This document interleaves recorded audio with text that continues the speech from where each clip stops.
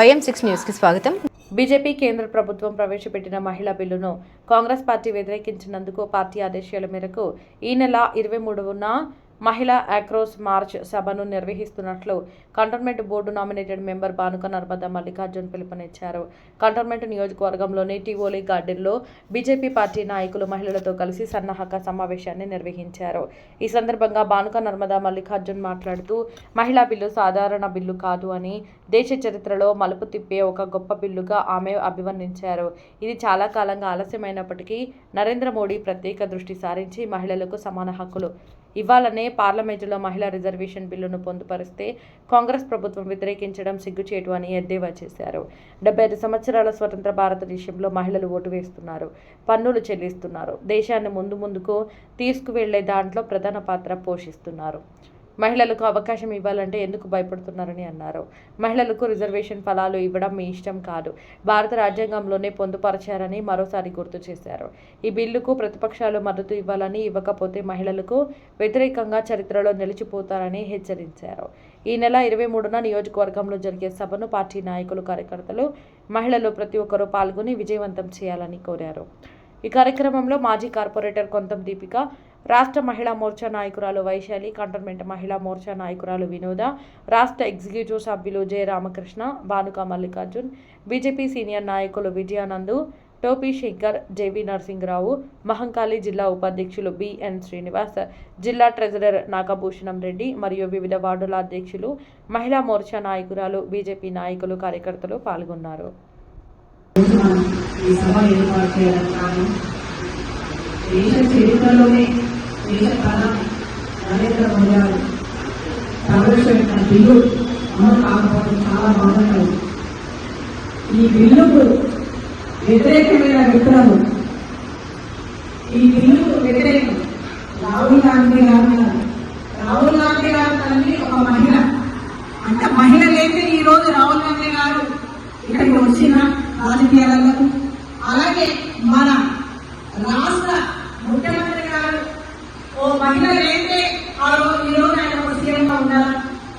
కాబట్టి దేశ మహిళలు అందరూ వీళ్ళను తిప్పికొట్టే విధంగా కాంగ్రెస్ పార్టీని, ఇక్కడ ఉన్న బీఆర్ఎస్ పార్టీని తిప్పికొట్టే విధంగా మహిళలందరూ చేయాలంటారు కావాలి. 75 సంవత్సరాల నుండి మన మహిళలు ఓటేస్తే వీళ్ళందరూ టీకాలు ఎక్కి కూర్చున్నారా?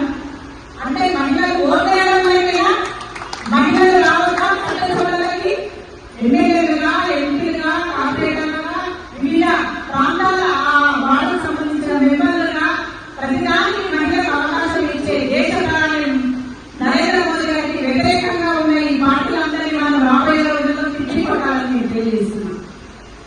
మహిళలు వస్తే వాళ్ళే ఎక్కడ బయటపడతాయో, వాళ్ళు చేసిన అన్యాయము, అరాచకాలు, వాళ్ళు చేసిన గ్రామీణులన్నీ ఈ నాయకులే బయటపడతాయి. ఎందుకంటే మహిళ స్వచ్ఛందంగా మహిళ ముందు పోయి ప్రతి మహిళ దగ్గరికి పోయి వాళ్ళ భారకాలు ఇవి ఉంటాయి. కాబట్టి ఆ మహిళ వస్తే వీళ్ళ పప్పులు ఉంటామన్న రీతిలో ఈరోజు ఈ కాంగ్రెస్ పార్టీ కానీ, బీఆర్ఎస్ పార్టీ కానీ, ఇతర పార్టీలన్నీ బీజేపీ పార్టీకి అగనిస్తా, మహిళలకు అగనిస్తా, వేరుగా మహిళలకు అగనిస్తా ఉన్నాయి. ఇప్పుడు మన బీజేపీ పార్టీలోనే మహిళలు కాదు, దేశవ్యాప్తంగా అన్ని రాజకీయ పార్టీలో మహిళలు ఉన్నారు.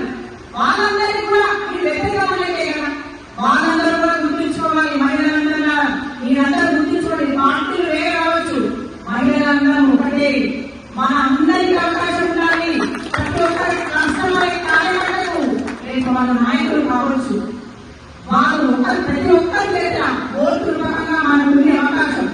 కాబట్టి మనము అందరూ మహిళలందరూ అన్ని 6 పార్టీస్ మహిళలందరం కలిసి కట్టుగా ఈ మహిళా రిజర్వేషన్ బిల్లు పాస్ అయ్యేంత వరకు మనమందరం పోరాటం చేయాలి అని వేదిక సందర్భంగా నేను తెలియజేస్తున్నాం. మనము ఒక్కొక్కరము ఇప్పుడు ఒక్కొక్కరము ఒక్కొక్క వార్డు నుండి 100 మందిని తీసుకెళ్లి మన కంటోన్మెంట్ చేసి 108 వార్డులని మోహన్ చేశారు.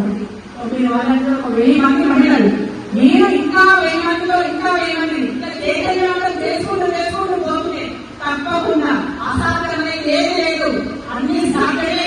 మనం పోరాటం చేసేది అదే మన దేశ ప్రధాని నరేంద్ర మోదీ గారి నమ్మకం. కాబట్టి మనమందరం కూడా మహిళలు నరేంద్ర మోదీ గారికి సపోర్ట్ అమలయ్యే విధంగా కూడా పోరాటం చేశారు. కాబట్టి మహిళలు గుర్తుపెట్టుకోండి, అద్దెల్లో మీరు చైతన్యం తీసుకురావాలి, మనందరం చైతన్యం తీసుకురావాలి. మహిళలు లేక ఈ పురుషులు ఎక్కడికి ఉన్నారు, ఆ పార్టీల నాయకులందరూ పురుషులు, మహిళలు ఎక్కడికక్కడ కొట్టేస్తున్నారు. కాబట్టి ఆ పార్టీ మహిళలందరూ కలిసికట్టుగా ఉండాలని తెలియజేస్తున్నాను. మహిళల విషయం కోసం పార్టీ పక్కన పెట్టండి, అందరం కలిసి ధర్నా చేయడం, అందరం కలిసి పాదయాత్ర చేసాం, అందరం కలిసి అందరిలో చైతన్యం తీసుకొచ్చేటట్టు చూసామని తెలియజేస్తున్నాను. ఈ అవకాశం ఇచ్చినందుకు ధన్యవాదాలు తెలియజేస్తూ మనం 23వ తారీఖు నాడు జరగబోయే సభకు పెద్ద ఎత్తున మన కంట్రోల్మెంట్ ఉంది, పెద్ద ఎత్తున మహిళలంతా రావాలి.